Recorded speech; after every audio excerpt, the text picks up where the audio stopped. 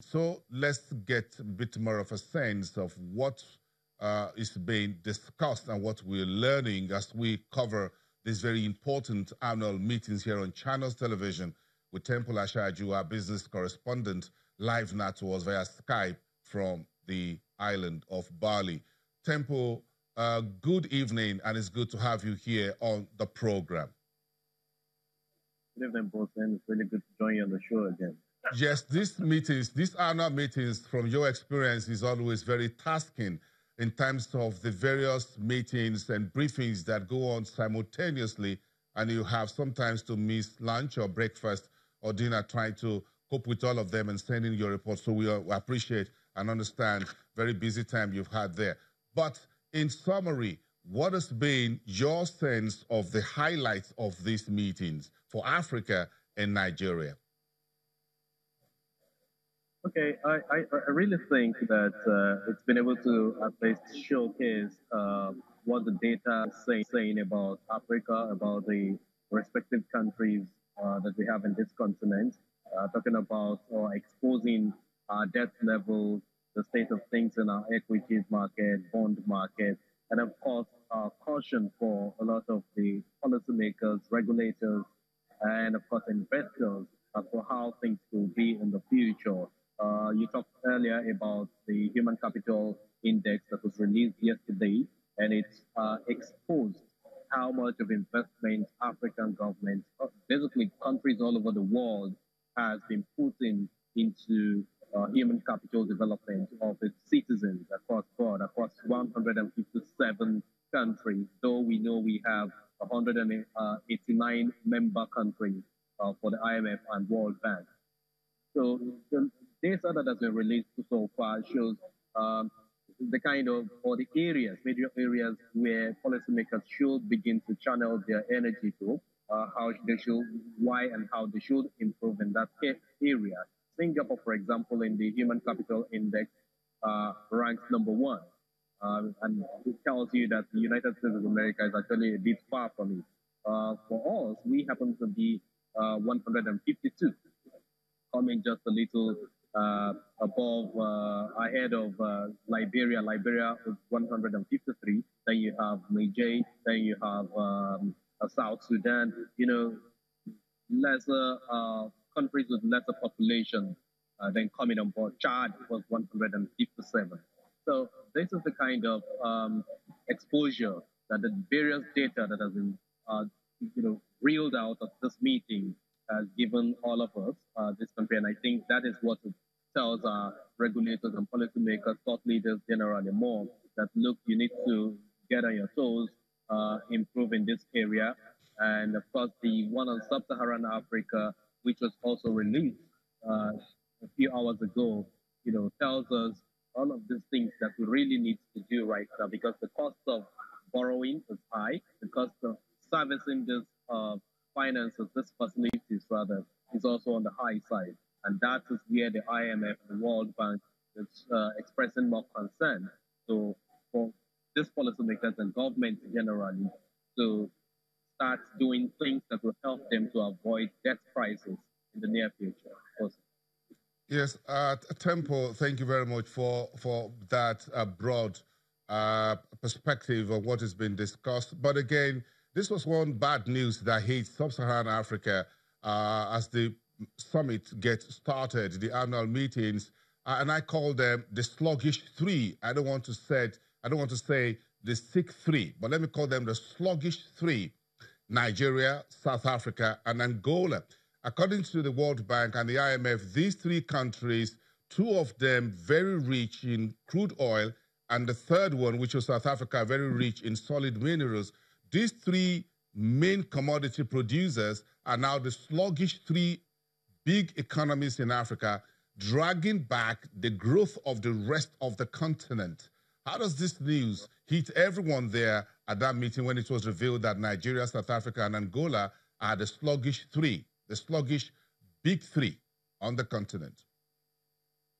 Incidentally, these 3 countries you mentioned are more often than not the major countries that help investors, foreign investors specifically now, to generate more inflows and more profit when it comes to areas of destination or destinations for investment in this continent: Angola, Nigeria, and of course South Africa. South Africa now in that particular report for uh, Africa Economic Outlook is to grow this year by just 0.8%, while Nigeria is to grow at 1.9%. Even though we know that domestically we have our own projection. Um, so it gives a huge sense of concern to a lot of investors. I recall one of the sessions where capital outflow analysis on this continent, in Africa, sub-Saharan Africa, was being delivered, and one person rose up to ask a question that in Angola you're having difficulty repatriating dividends from companies that you have really had to invest in for the past uh, 2, 3, 4 years.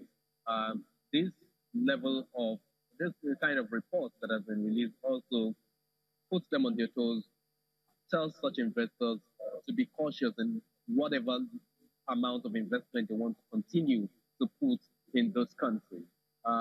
But then, at the session that we had a few hours ago, which is on the Sub-Saharan Africa Outlook, Mr. Abebe Selassie, who heads the African department of IMF, talked about the fact that the current projection or the recent projections for Africa, where we are now expected to grow at 3.1%, hinged on the commodity price that has appreciated in recent times in key oil exporting countries, Nigeria, Angola inclusive. And so they expect that the impact that the crude oil price will have on these two key markets and a few other markets will be able to spread to some of the other countries, that have to depend on us, even though they too have their own issues. But with the crude oil price that we're seeing as stabilizing at $80 per barrel, $82 per barrel, fluctuating at that range, it should begin to impact these other countries, because you know that intra-African trade to an extent takes place between these countries, and of course it will have its impact implications for this market, which will now have to depend indirectly on the oil exporting countries also. Yes, Abebe Selassie used the phrase that growth in sub-Saharan Africa, quote, fairly anemic. Now, when you say someone is anemic, that means is sick, is losing blood, is losing weight. And if you look at it, it is becoming a bit of a caricature. When you say it's anemic, that means it's lacking liquidity, if you use the financial market street terminology. When you are anemic, you don't have enough blood. That's what your doctor tells you. You don't have enough vitamins. Your red blood cells is in trouble. That's what it means. So that's what the word anemic is. That's what it means, roughly describing that. I haven't checked Wikipedia with the medical expert, but I know what it's called when something is anemic. That means you're really sick. So the growth on the African continent, because of Nigeria, South Africa, and Angola, is anemic. That means we're creating problems for them. That's on one side. You touched a bit earlier, Temple, about the human capital index. The folks in Asia, where you are, in South Asia, were the best performers. Africa, the last 20. So in terms of the gainers and the losers, we're the one investing less in education, in healthcare, reducing infant mortality, and diet for youth and youth employment. So, and all of you folks who are sitting down there being reporters and journalists from Nigeria and elsewhere in Africa with Nigerian team, what are you guys discussing among yourself when this very negative and disappointing scorecard about Africa and about Nigeria is being reeled out in those conference rooms? It's really worrisome for us as reporters, as editors who are also attending this meeting. And you really want to, because of the level of worry that it creates in you, you really want to confirm with your colleague again if those figures are really right or wrong. So when you do the confirmation, the next thing you want to do is watch out for a delegate from your country home, that you can actually talk to. Do you agree with these numbers? Number figures, as they say, don't lie. So do you agree with that? And so this takes us to the session that we had where the Minister of Budget and Planning, Senator Doma, for example, made some comments, gave a speech precisely and talked about the fact that he agreed with what the IMF and World Bank is saying concerning the debt level of Nigeria, debt level of African countries, capital flows, which is coming with a huge risk as we speak. And what he said is, yes, we're investing in human capital development to an extent, but then he also agrees that this may not be enough. We're doing a whole lot together to make this happen.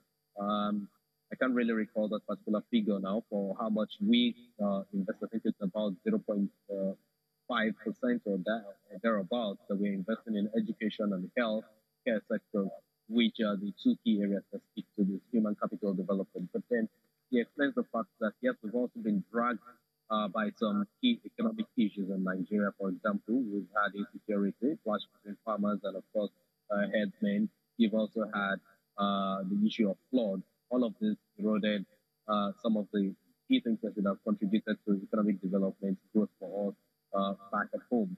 But then, in terms of the debt servicing, which you also alluded to earlier, talking about the anemic, breaking down the anemic the phrase that you referenced earlier now. You know how it is. We are challenged with domestic revenue generation. We're really low at that. It was part of the discussion that they had. I remember Christine Lagarde mentioning that yesterday at one of the key sessions, talking about the fact that we need to up the ante in that area. Tax to GDP ratio is really low, and then we need to increase that. So the session that the Minister for Budget and Planning had yesterday confirmed the fact that Nigeria has been able to step up in terms of its revenue base now from 14 million taxpayers. We are now at 19 million, and it keeps growing. And so these are the key areas that reporters, editors, my colleagues, your colleagues are here looking at, trying to see how we can improve, see how foreign exchange reserves can of course also increase. The part of what policymakers should do now. Yes, we're doing that in Nigeria. That needs to increase. Yes, it's increased, but again, it's depleting, as we speak, because investors are taking flight as a result of the general election. Even though here at this meeting, the policymakers have been able to doing their best now to assure investors that look, we are doing our best to safeguard the economy, to ensure that if you bring in your fund by way of foreign portfolio investments or by FDI and you want to, make exit, it is easy for you through the secondary market. That's what's been going on. Temple, thank you so much. We appreciate that very robust briefing you've given us this morning in Lagos, this evening in Bali, Indonesia. Enjoy your dinner, enjoy the rest of your day, and see you at the other side of the weekend. Temple Ashaju, Channels Television Business Correspondent from the Bali Annual Meetings.